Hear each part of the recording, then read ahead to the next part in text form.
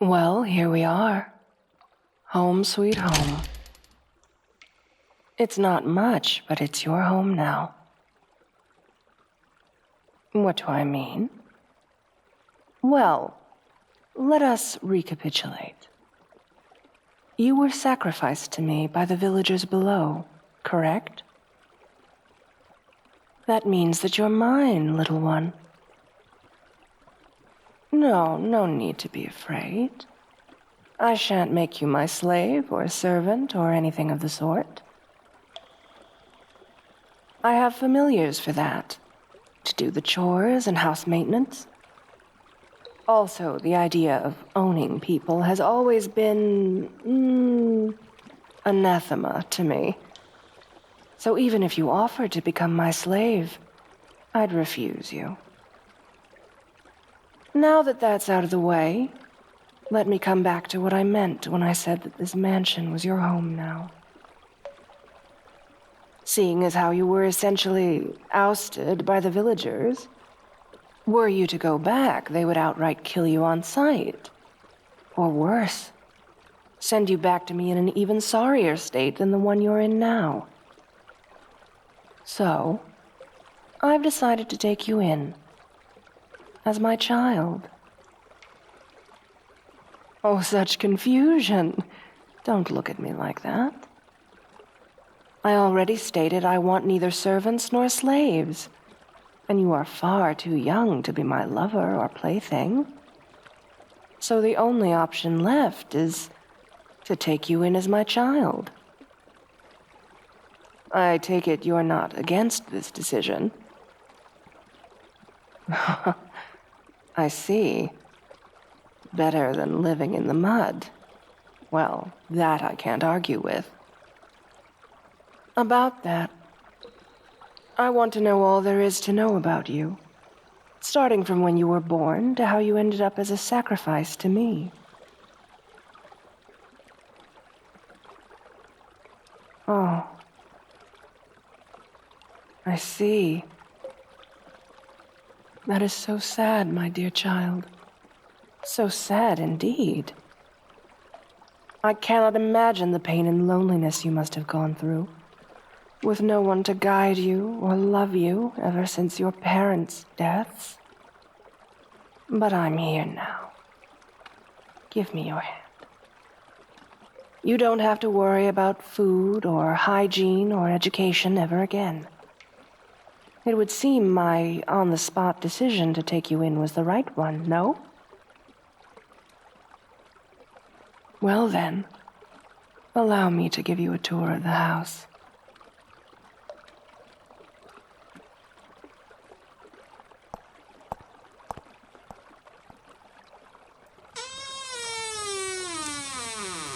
Here is the living room.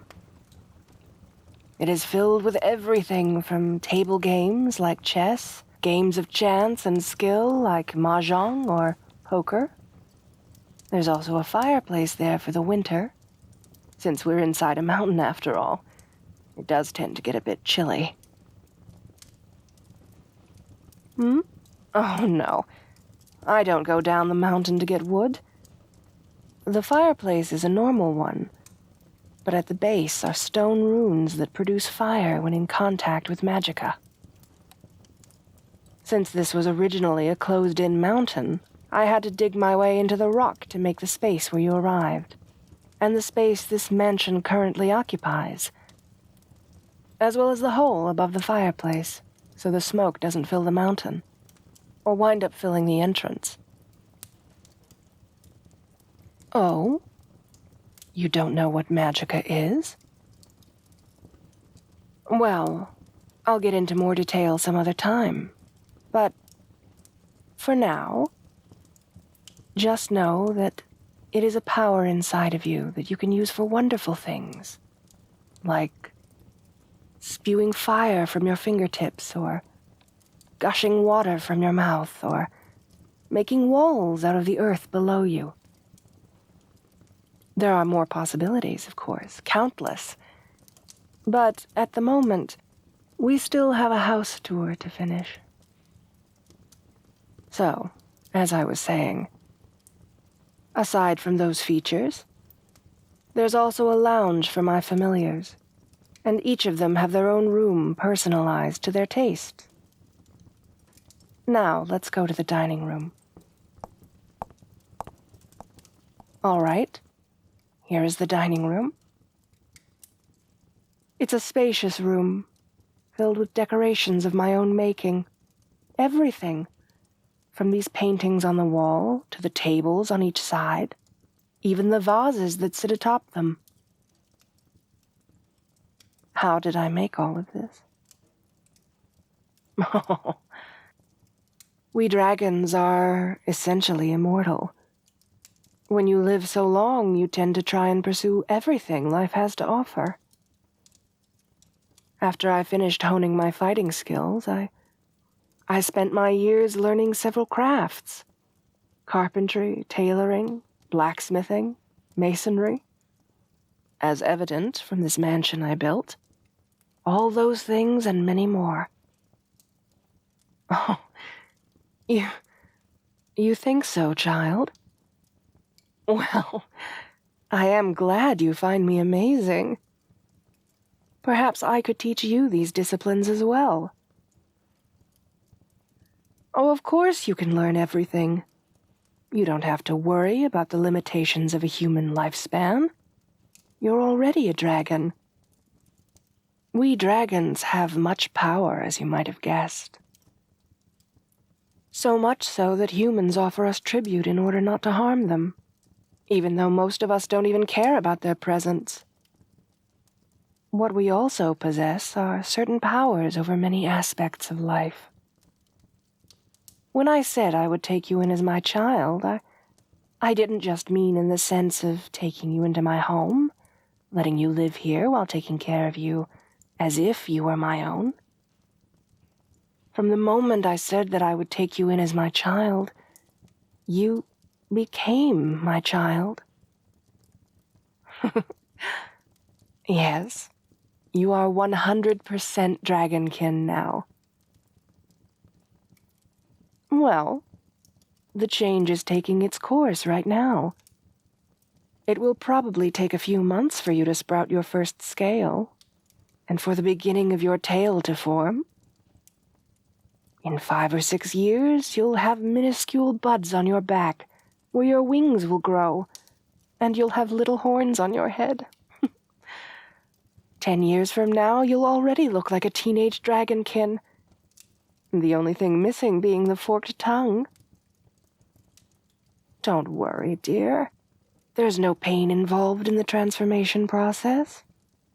It's slow, but not painful. You'll be able to do anything you want without worrying about nausea or pain, if that was what was on your mind. Also, you'll be learning how to transform into full dragon form once I verify that you've fully matured.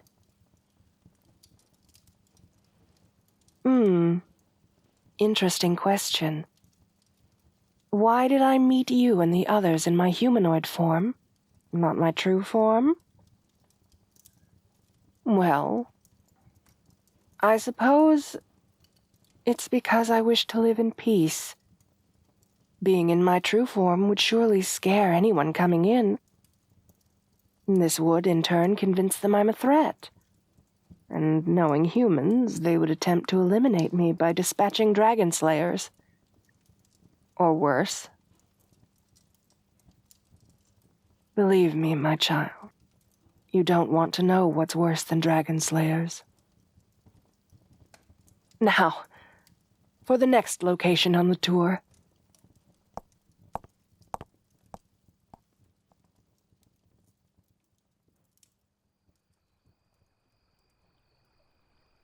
This is the courtyard. It's outfitted with everything. Dummies, wooden and dull-edged iron swords, even rings for hand-to-hand combat practice. I suspect you and I will be spending a lot of time here training, little one. Oh, you'll learn everything if I have anything to say about it. All the different forms of martial arts, utilizing magic in combat, both offensive and defensive, like barriers and healing. I'll also be teaching you our clan's secret swordsmanship style. The Dark Storm sword style. Oh, it is good that you're eager, little one. But not today. Right now, we'll continue the tour, and then we'll dine and rest. Now, on to the next room.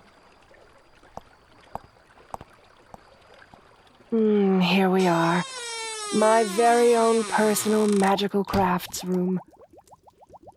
This is where you'll learn all about how to craft potions and enchant items, making runes out of basic materials like stone or wood, and how to create artificial life.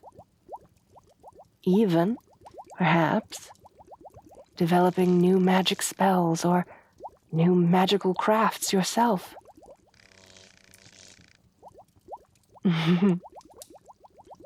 You like that, don't you?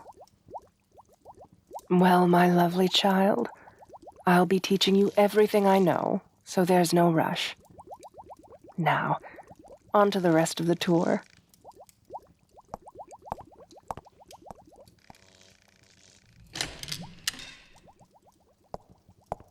Here's our library. It's massive, I know, but it contains anything you could ever want. There are magic tomes and books whose sole purpose is to entertain, fantasy. There are also informative books, volumes of geography, science, basic magic theory, the kingdoms and their borders, everything. You'll be able to learn everything there is to learn here in your free time. Now, let's finish the tour.